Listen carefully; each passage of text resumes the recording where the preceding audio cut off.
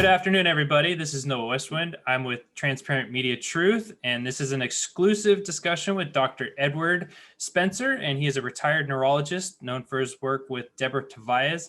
And we have our special guest host, John Knox, and I'm going to leave it up to them to have a fantastic discussion today. So with that, I'm going to leave it to John, and you guys have a nice talk. Thanks, Noah. Appreciate it. Thanks. Dr. Edward Spencer, I have to say right off the top that I put you, and pardon me if I read my notes, but I put you along with Fletcher Prouty, Anthony Hilder, Jim Mars, Anthony Sutton, George Hunt, Bucky Fuller, Eustace Mullins. I feel like I'm speaking to somebody from that time. Well, thank you. Thank you for putting me in that star galaxy. I knew Anthony Hilder.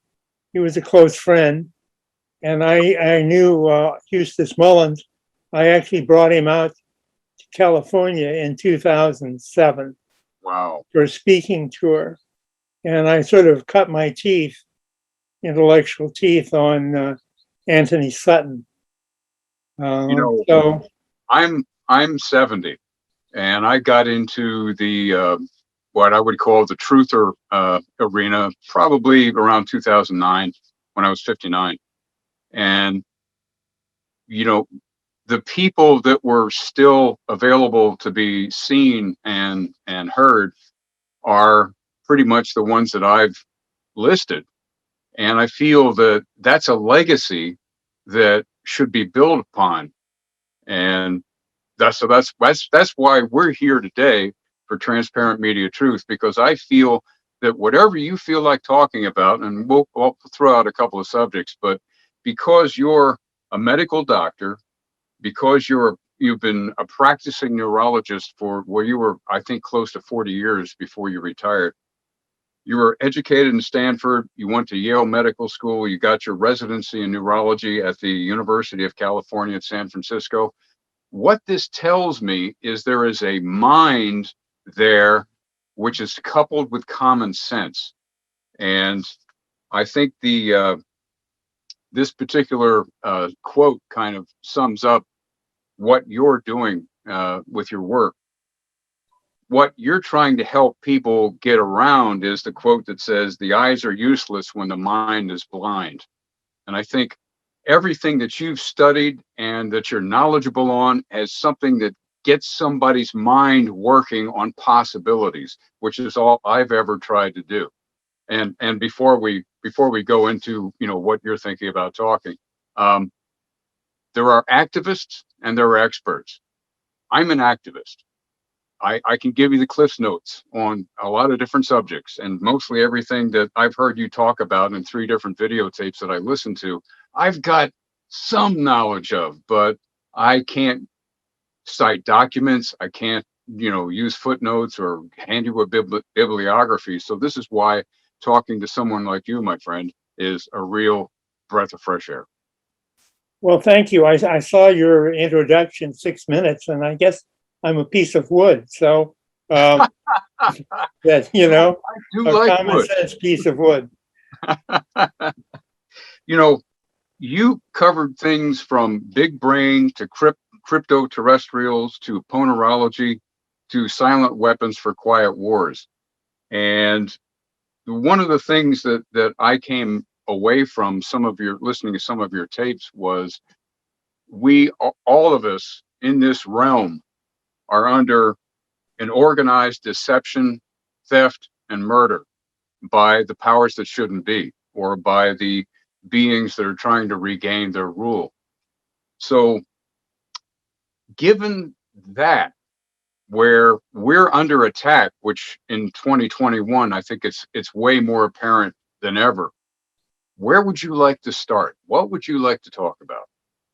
Well, I'd like to start sort of at the end, and Okay. because what I'm and I'll get to it all, try and put it together.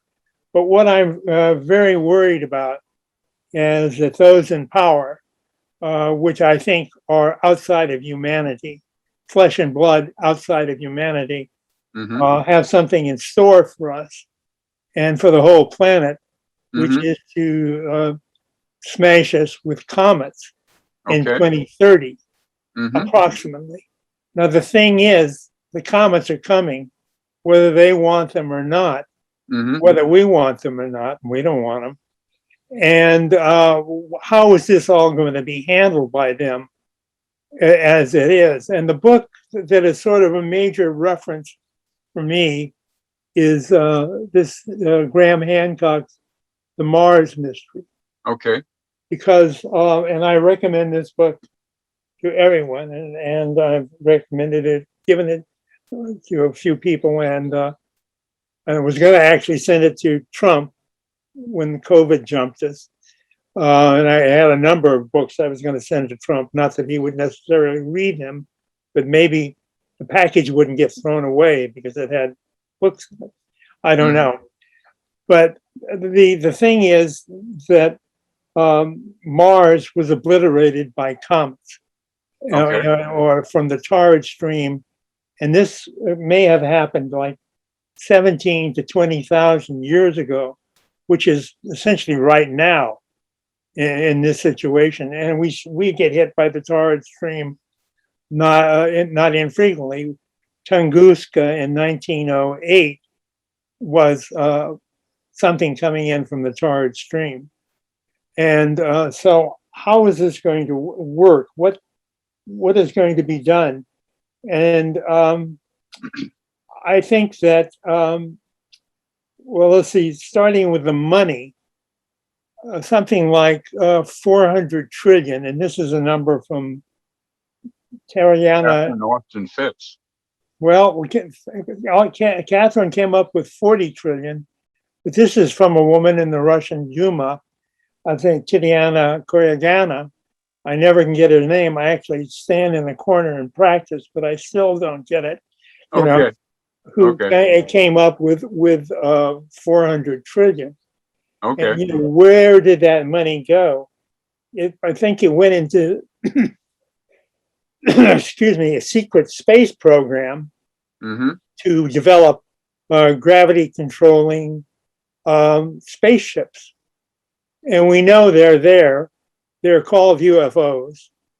And the one thing that the public, the establishment says about UFOs is that they are always piloted by extraterrestrial. Okay. That's just, you see a UFO, oh, that's an extraterrestrial. I don't think that's the case. I think they were made right here, maybe in Boeing, which was near Mount Rainier, where the first 9 were sighted. And that's a lot, 9. Yeah. And so these craft do exist. And the best report I have is by Captain Terahuchi of Japan Airline flight that was carrying wine. Yeah, flight 16 at 28 was near Anchorage, and it was accosted by 3 craft. 2 of them apparently close to 500 feet away, and they turned the lights out in the cockpit, and the thing lit up the cockpit, and they could feel radiation coming from it.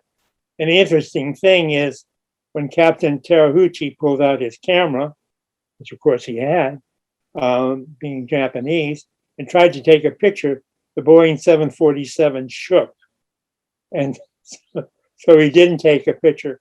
But the real thing was what he saw over his left shoulder following them was a vehicle, a craft that was the size of an aircraft carrier. And this is in 1986. He said he ran away, did a 360 to the right, and it was still there. And it disappeared after a United airliner approached them from head on to look at it. And of course, it was gone by the time they got there. Or it was close. So where are these things made? Well, this comes to the question of extraterrestrials and not on cryptoterrestrials. Crypto, yeah. The term Mactonius used. And I have a number of books that I must say that I hadn't delved into. Then I started reading them. And this is by Thomas Valone. He's around, and maybe I can even reach him at some point if he'll talk to me. I know somebody who knows him, so it's not impossible. 0 point energy, yeah. Yeah, and obviously a UFO doesn't have, it's not running on oil, and there's nobody in the basement shoveling coal. So it can reach the energy of the ether, which is gigantic, utterly gigantic. And it's hard to describe it all, but what I like is the energy in let's say a beer can of empty space would boil away the oceans. Now it's way more than that, but there's a lot of energy there. And Tom talks about all of this, gives a number of patents, and people are talking about this all of the time, those in the know and in a position to talk about it. But we don't hear about it. It's not in the New York Times. That brings up, the fact that we don't hear about it. And you're talking about UFOs and crypto terrestrials. As a man who's experienced as much as you have in your lifetime, why do you think humanity will not connect the dots? Well, let's see. Why will humanity not connect the dots? Or they can't? Are they hypnotized? Are they seduced? What do you feel? I would say that everything that can be done to them is done to them. And that includes, the stuff that comes from the media, special YouTube programs for those who are believers who've gotten the COVID injection, and that. But I think great significance is stuff that comes to us electronically through the air into our head. Yep. And this is covered by, a lot of people have written about it, but I think Robert Duncan is somebody I really respect. And let's see, one of the books was... He wrote The Matrix Deciphered? He wrote The Matrix Deciphered, and the other book was... Did I have it? Yeah. He's written this. He's written the Soul Catchers. Okay. And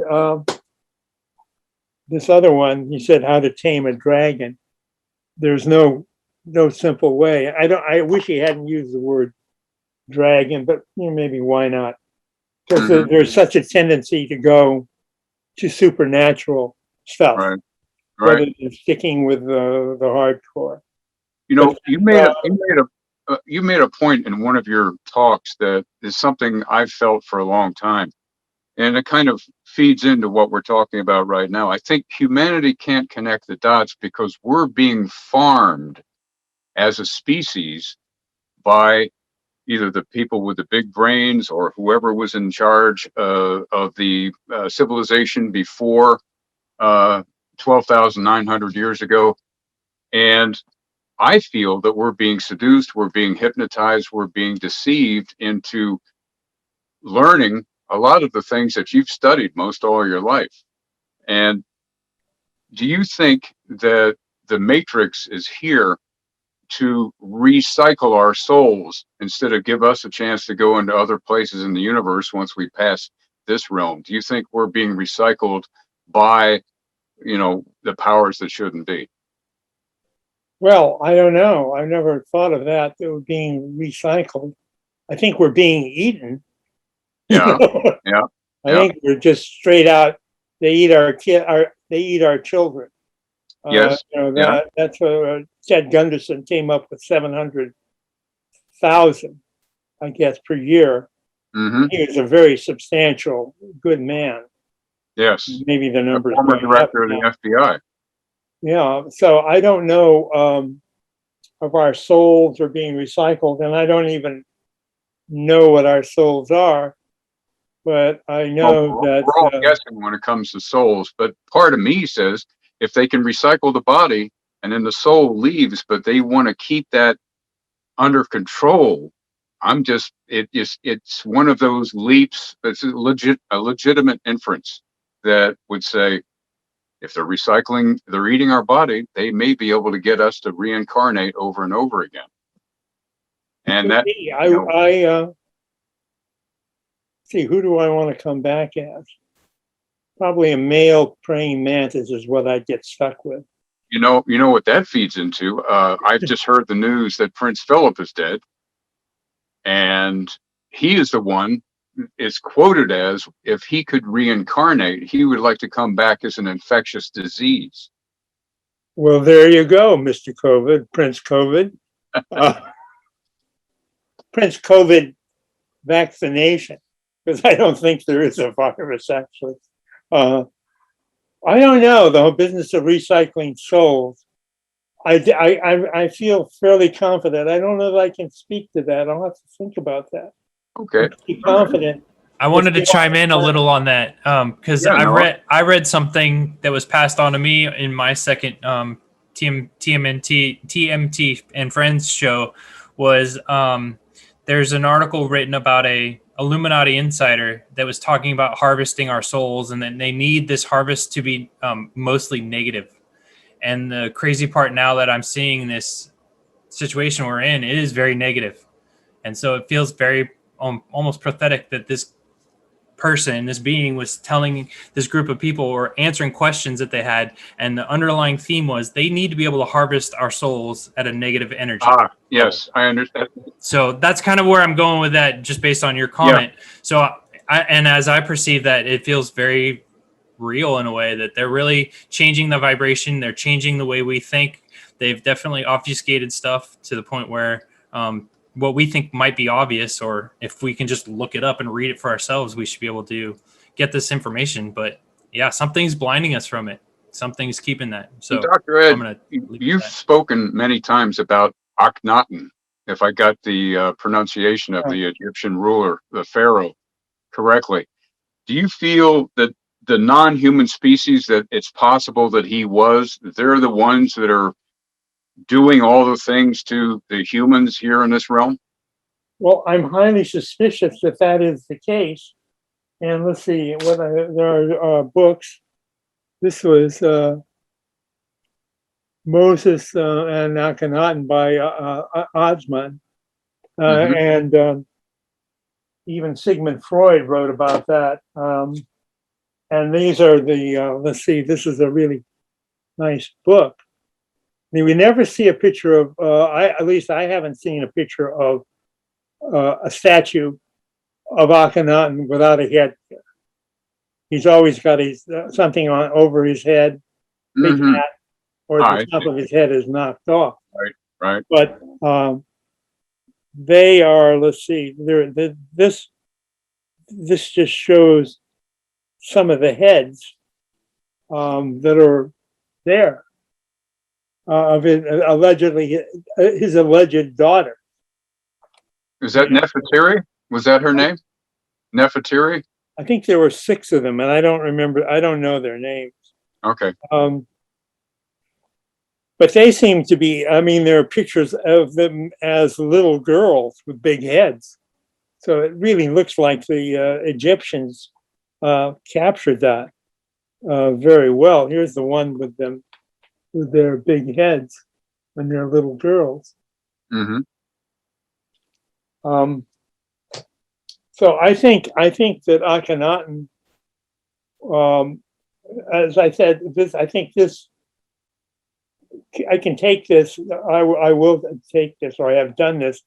That this Akhenaten study of Akhenaten has pushed my hypothesis into the realm of being a theory. And you can make predictions on it, and especially that if Akhenaten was Moses, which I think is likely.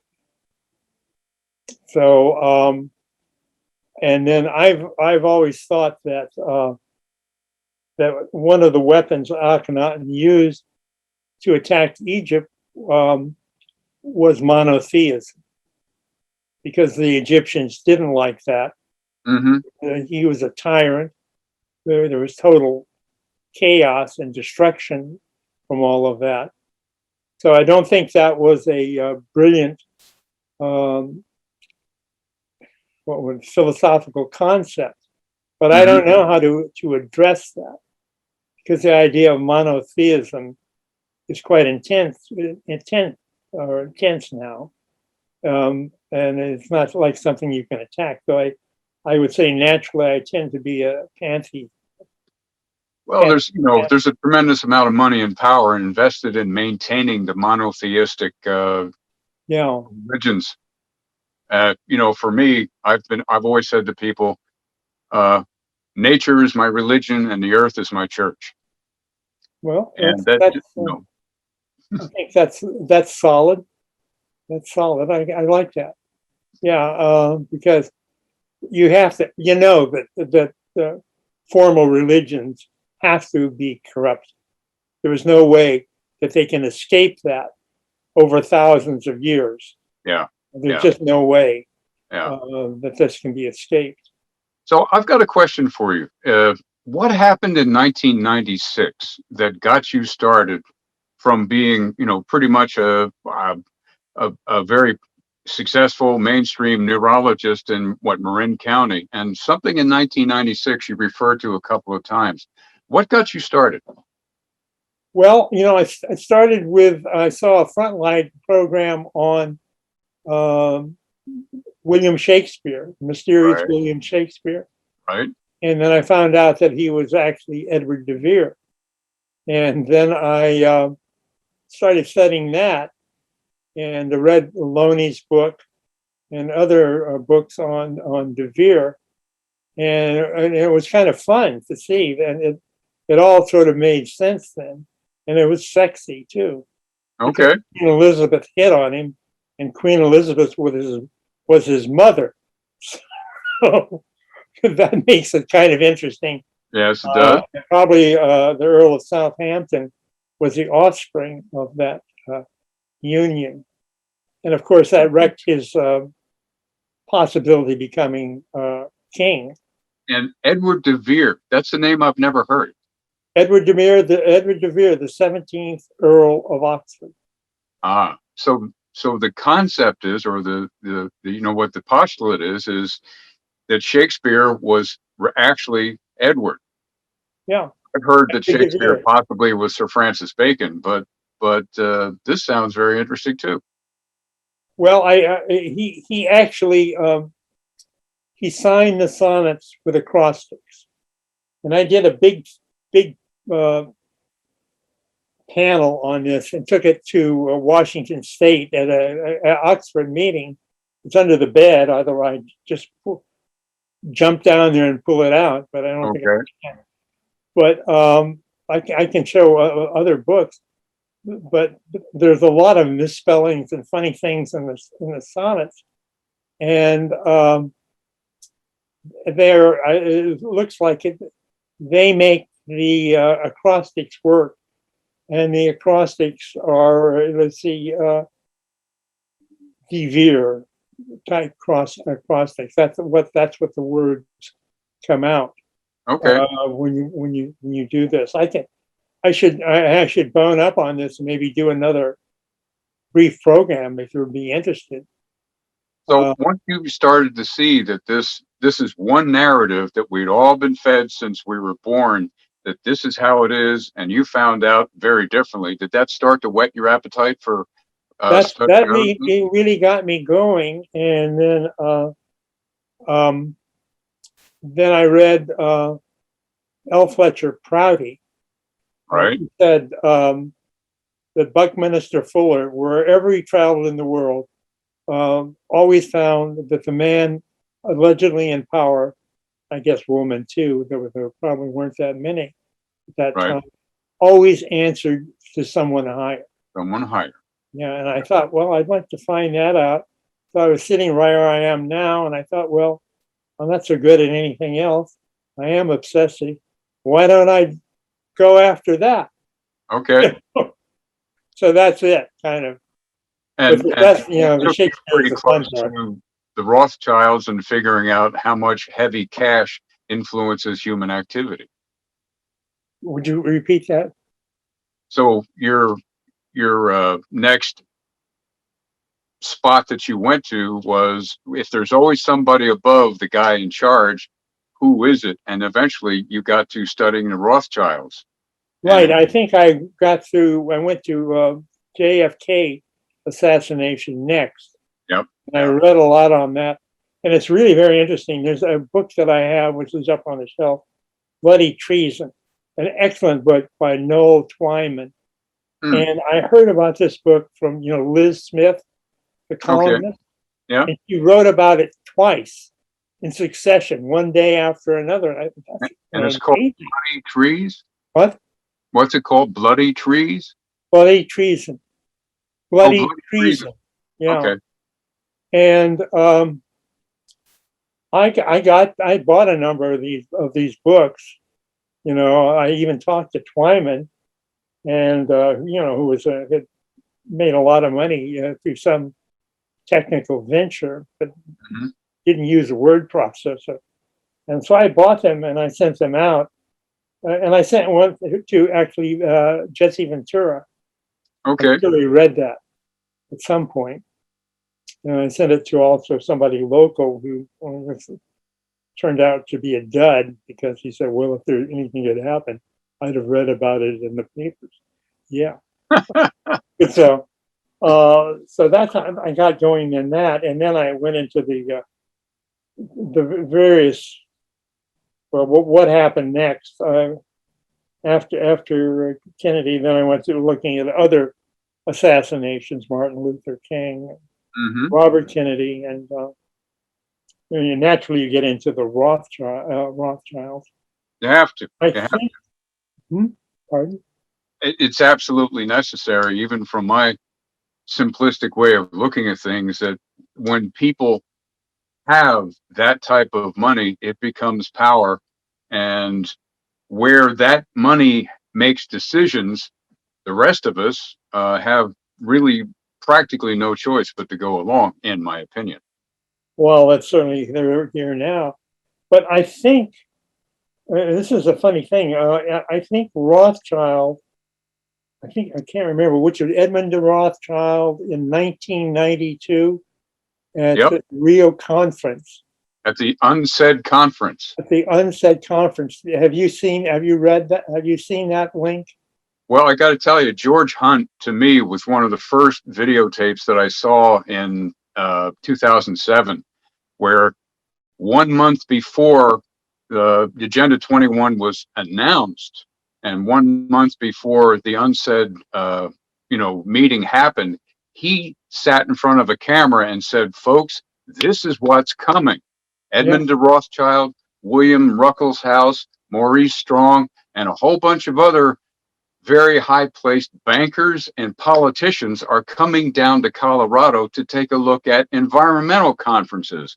Why are they here? And he started, George Hunt was the guy that basically blew the whistle on, big money and government power moving into the environmental movement. I have that. I have his tape unsaid. I have it on this computer. And if you have it? You can find it on the internet, on YouTube, but it's a copy of a copy of a copy of a copy. I know. Really a tape. It was made in 1992. It's very degraded, but my God, what he's got to say a month in advance cemented in my mind the fact that George Hunt knew his stuff. We're all a little crazy and we're all a little cranky. We all got our funny little different things that we go off on, but George Hunt knew his stuff cold.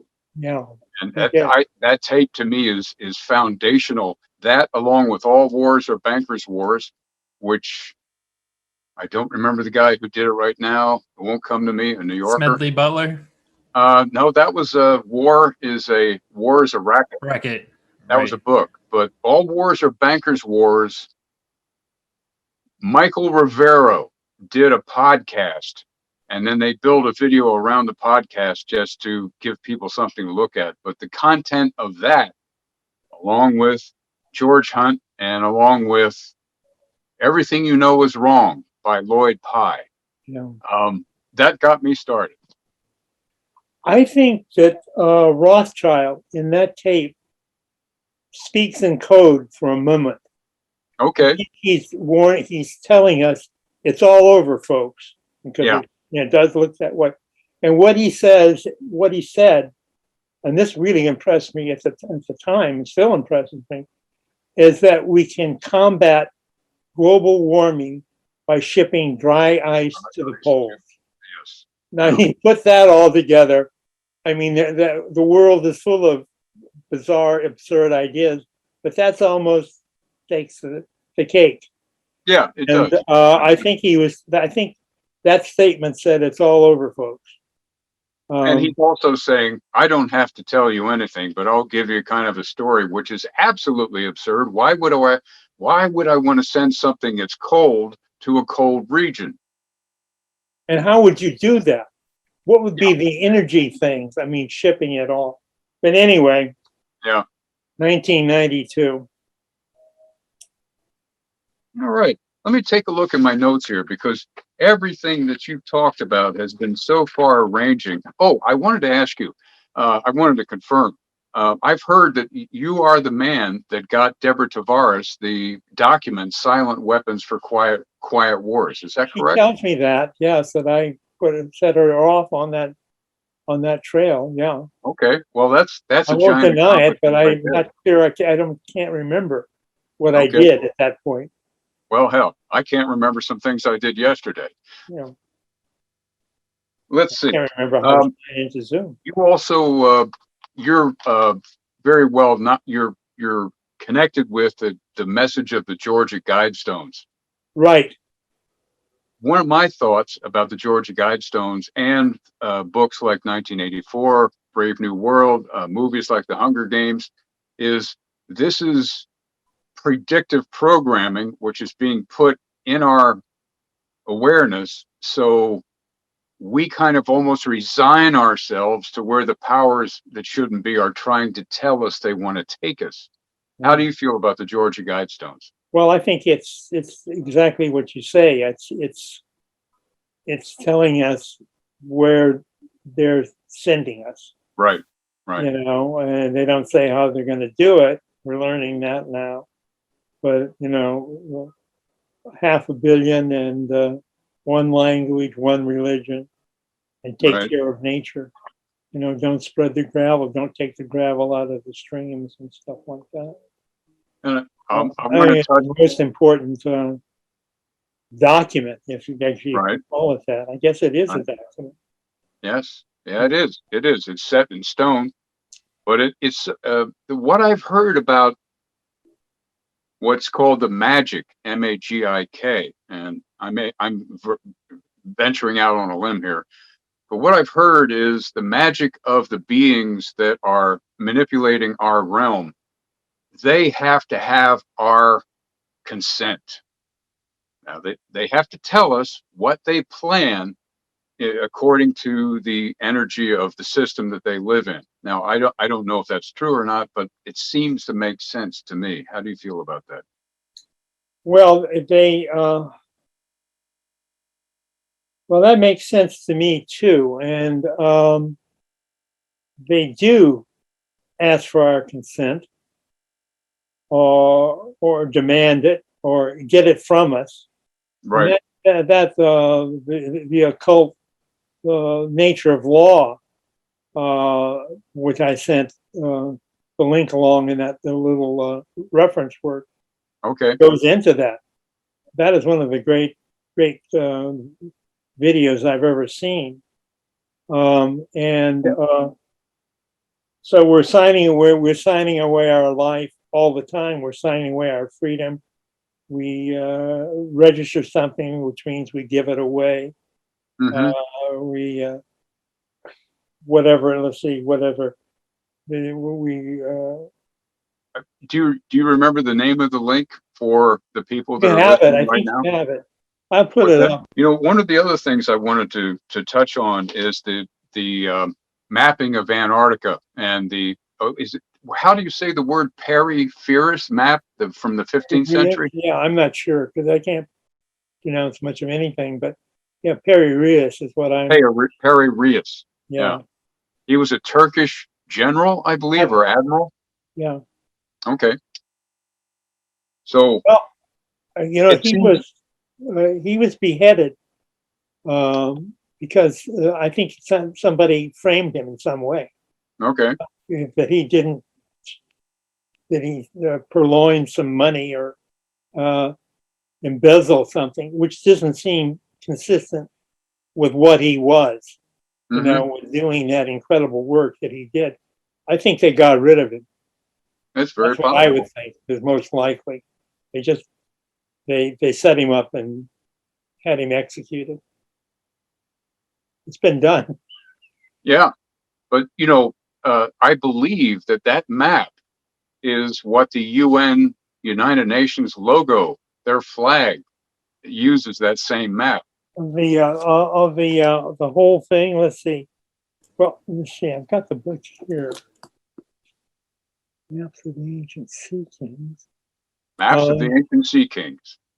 Yeah, I don't. You mean the UN map, the UN flat earther map? on the logo for the United Nations, the official logo. That's the same map. Well, Right, they use the leaves around the edge to represent Antarctica, and then they have the 33 segments, right? yeah. Okay.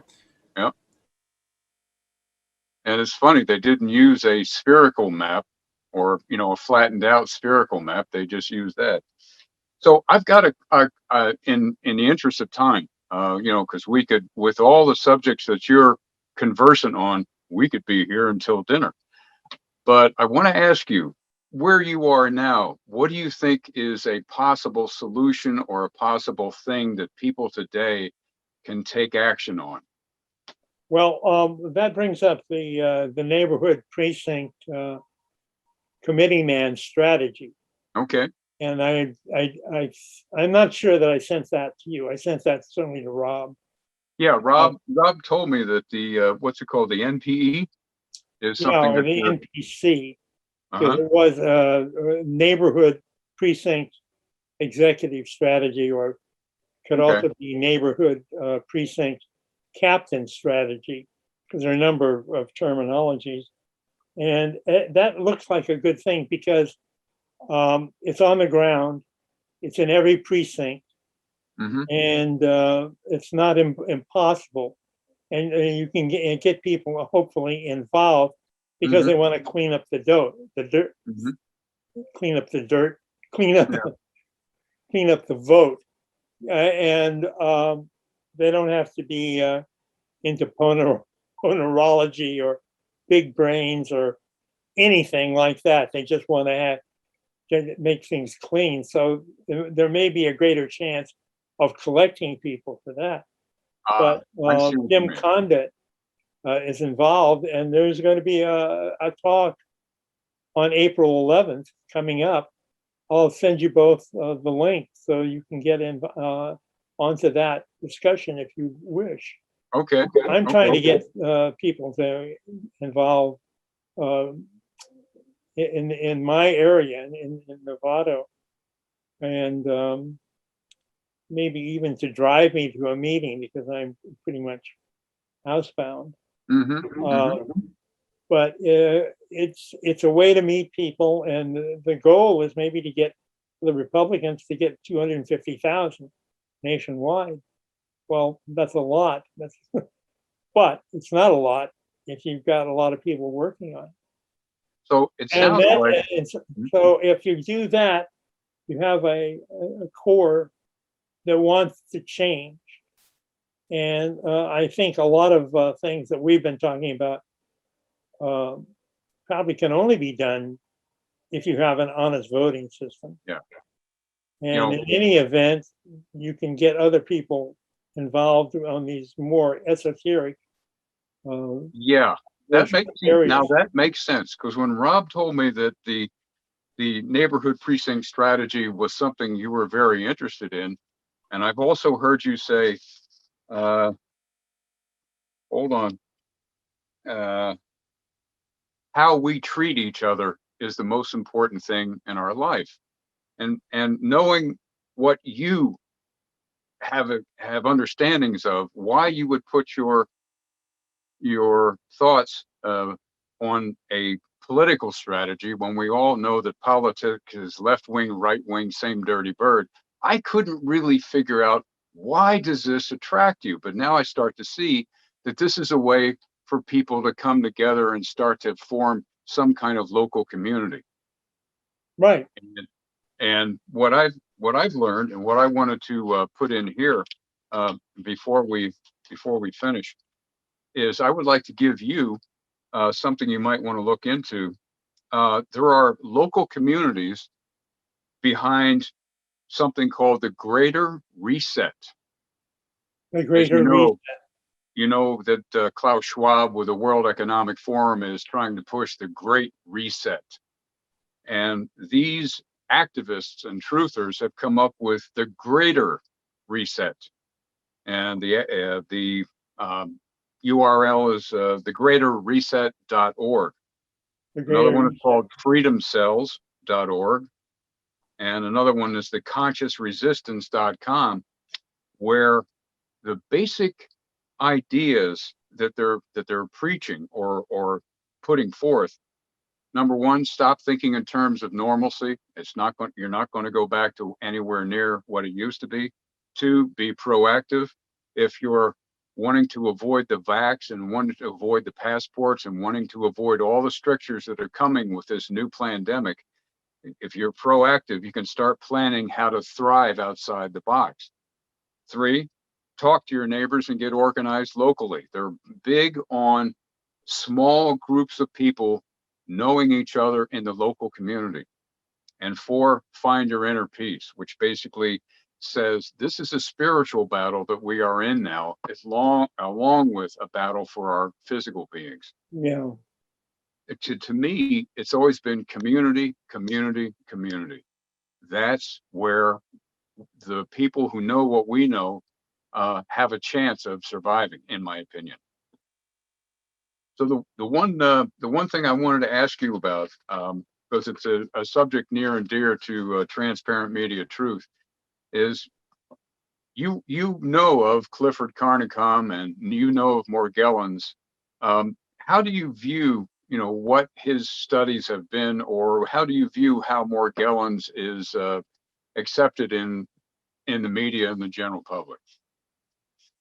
Well, I don't know how it's accepted. I worked with Hildegard Staninger, and I took photographs and went down, and I've tried to treat Morgellons patients in my office. Okay. And down there, and of course, Clifford has done brilliant work. But I'm inclined to think, and I conferred with others about this, that probably self-assembling nanotechnology devices is the key, and not a biological.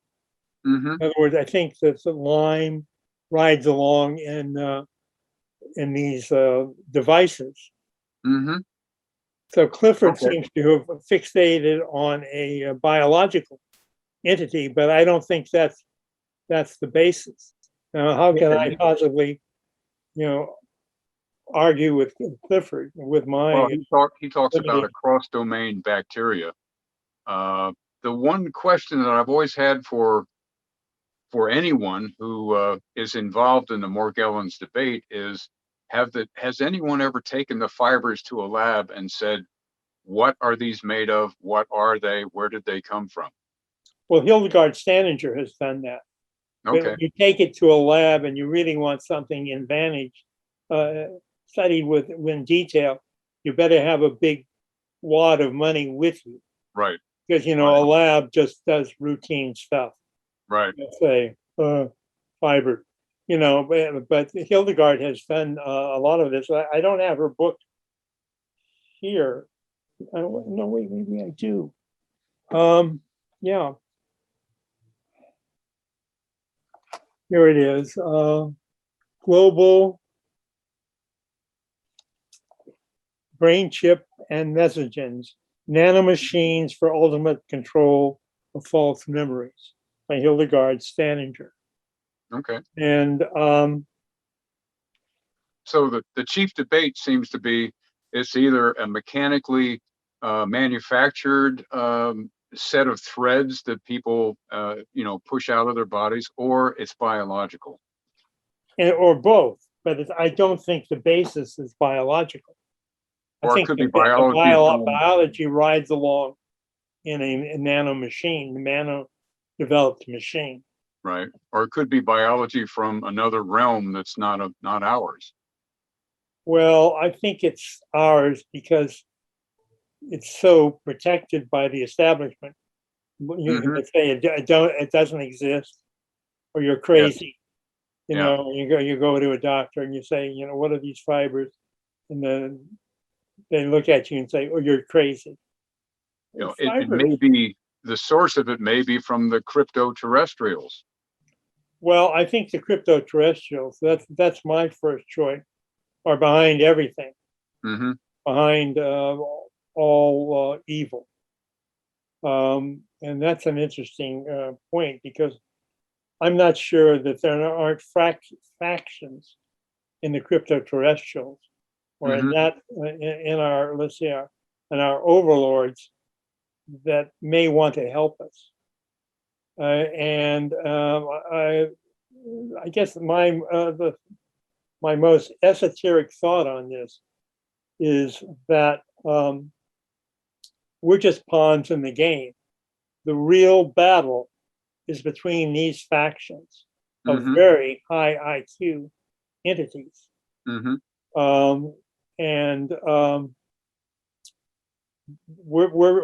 pawns in the game. And I guess when Guy Carr wrote a book with that name, and that's what we are.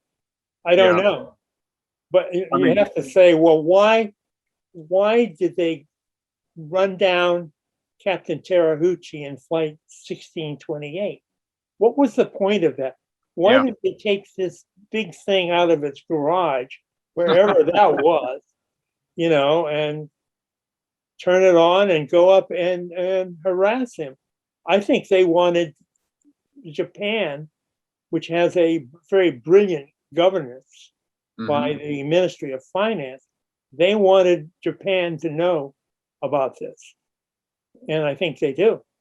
Okay. Now, a UFO smaller, 350 or 400 feet in diameter, if that's small, accosted a Navy Constellation 30 years earlier in 1956. It flew alongside of it. And, and nothing probably came of it. It lost in all of the nonsense. Right. But he eventually came to the pilot with a briefcase, and he showed him a number of pictures, and he said, "Yeah, that's it." And then this agent just put them back in the briefcase and left. He didn't say anything.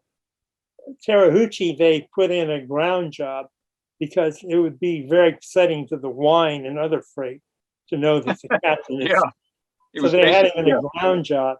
What that meant, the brilliant Japanese bureaucrats knew where to find him and talk to him. Yeah. I think that. Okay. Well, I think we've. I don't know how we're doing on time, but my spidey sense says we've had a pretty good conversation. How are we doing, Noah? Oh, we're at just over an hour, so it feels up to you guys. That's good. That's good. Because what I like to do is respect the viewers' time, their attention, and I think 6-hour conversations are a waste of everybody's time. So what I would like to do here is, do you have any final thoughts that you would like to say, as far as Dr. Edward Spencer, the years that you've spent doing this, making legitimate inferences? What are your final thoughts? Well, I'm going to say something that I had never said before, that I think people should pray. Okay. And I don't know exactly what that's all about, but I'm looking at it from essentially a non-religious point, that Okay. it changes us, that we then interact in some way, and in a positive way. And we know it's a good thing because they don't want us to go to church and meet in groups because we might spread the virus. Yeah. So that's what I'm suggesting. I've never made that suggestion before. Well, I think it's a great suggestion, and it doesn't matter who your creator is or what you pray to or who or anything else, but I think that's a great idea. All right. So here on this particular wonderful April day, it's been great to talk to you, Dr. Edward Spencer.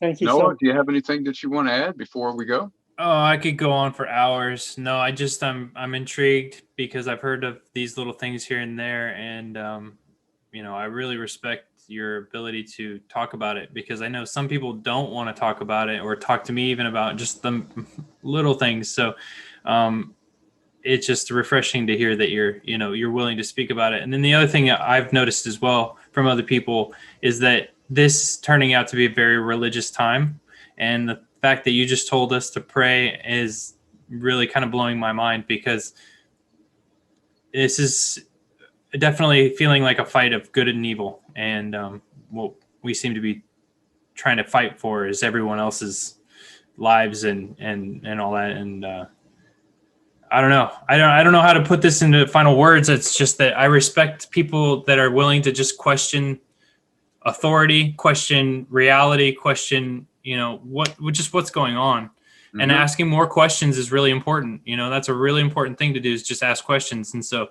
why would a UFO go buzz a Japanese plane? I don't know, but I think in a way they're just exposed to some people that are willing to see. And so if you don't have those eyes to see, you're never going to see. So maybe that one gentleman, that one pilot had some energy that was given off to the universe that says, put this thing in front of him, and that's kind of how I feel like our last year has been.